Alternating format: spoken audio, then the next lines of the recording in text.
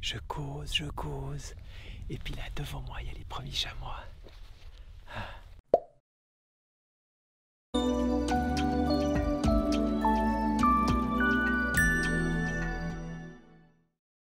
Bonjour, j'espère que vous allez bien. Moi, je me suis levé ce matin très tôt. Je suis parti dans la pureté de l'aube. C'était magnifique. Il y avait un petit croissant de lune. Et puis là, je suis dans une forêt de mélèzes. Je suis en train de chercher le petit coq de bruyère. J'espère qu'il va chanter, que je vais le repérer. Et puis là, je vous montre, regardez, c'est magnifique. Il y a des incroyables sculptures de calcaire là, c'est super beau.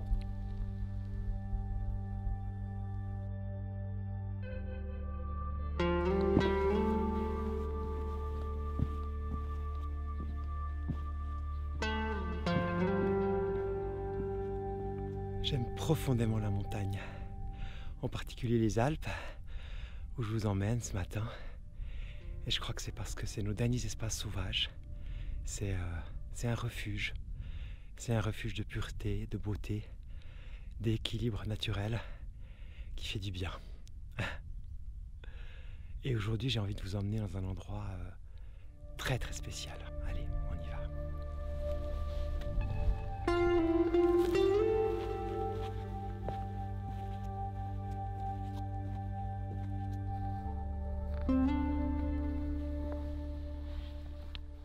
À genoux devant la petite saxifrage qui résiste toute l'année ici dans des conditions hyper difficiles. Il y a plein de plantes qui s'accrochent ici.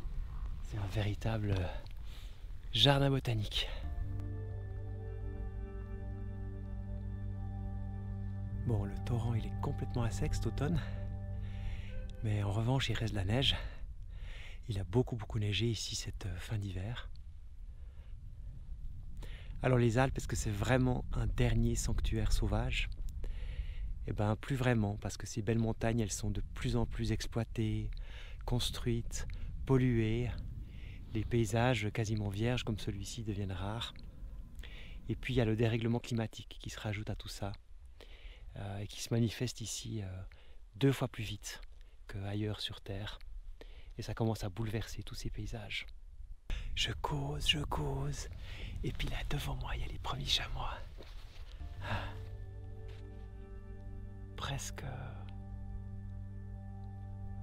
au même endroit qu'hier. Vous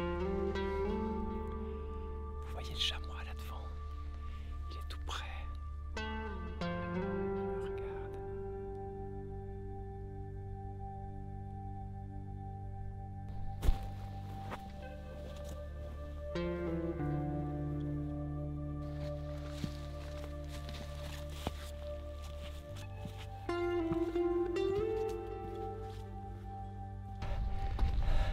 Ah mince, il y a le soleil qui arrive.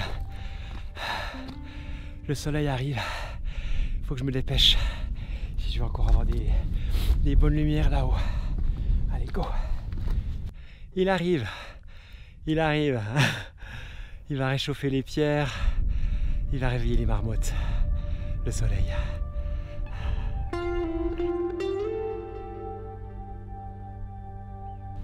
Voilà, je suis arrivé à mon but. À ce paysage que j'avais envie de vous offrir aujourd'hui. Regardez, c'est un haut plateau minéral, vierge. Si je prenais une photo ici, que je la postais sur les réseaux sociaux en racontant mes vacances dans l'Himalaya, dans les Andes, je pense qu'on me croirait. Et pourtant, voilà, je suis qu'à quelques heures de train et de marche de chez moi. J'ai pas trop alourdi mon bilan carbone pour venir ici. Et je suis heureux de partager cet endroit avec vous. Bon, ben un endroit pareil, ça invite à faire un peu de yoga, à méditer. Mais avant de vous laisser, j'ai envie encore de partager quelque chose avec vous, de vous parler un petit coup d'un très beau livre que la Salamandre sort cet automne. Un livre de circonstance puisqu'il s'appelle tout simplement Alpes. Et cet ouvrage monumental, comme les montagnes, rassemble les photos, souvent des panoramiques, très spectaculaires, de 3 photographes, un Suisse, une Française et un Italien. Et ces images, voilà, elles sont prises aux 4 saisons. vous verrez vivre comme jamais le printemps, l'été, l'automne et l'hiver.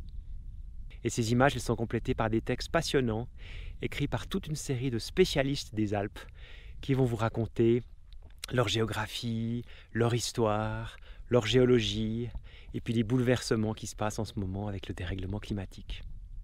Eh bien, ce très beau livre Alpes, c'est un cadeau que vous pouvez vous faire si vous aimez la montagne, ou que vous pouvez faire à vos proches. Et vous pouvez en savoir plus sur ce livre en cliquant sur le lien à la fin de cette vidéo. Voilà, je vais couper ma caméra et je vous donne rendez-vous la semaine prochaine sur la minutenature.net. A plus!